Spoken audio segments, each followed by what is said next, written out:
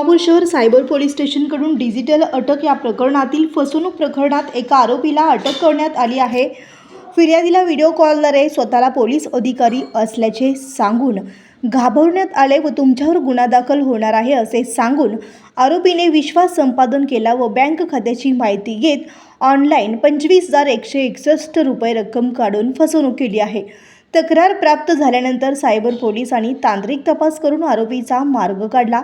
तपासात आरोपी दिल्ली येथील असल्याचे निष्पन्न झाले। त्यानुसार पोलीस पथकाने दिल्ली येथे जाऊन आरोपीला अटक केली। आरोपीकडून मोबाईल फोन जप्त करण्यात आले असून त्याचा वापर गुन्ह्यात झाल्याचे आढळले आहे। या प्रकरणी संबंधित कलमांखाली गुन्हा दाखल करण्यात आला असून पुढील तपास सुरू आहे। सायबर पोलिसांनी नागरिकांना आवाहन केले आहे की अशा प्रकारच्या व्हिडिओ कॉल, बनावट अधिकारी किंवा डिजिटल अटक नावाने येणाऱ्या धमक्यांना बळी पडू नये।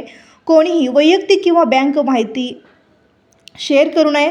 संशयास्पद कॉल, मेसेज आल्यास त्वरित सायबर हेल्पलाईन 1930 वर संपर्क साधावा किंवा जवळच्या पोलीस स्टेशनला कळवावे।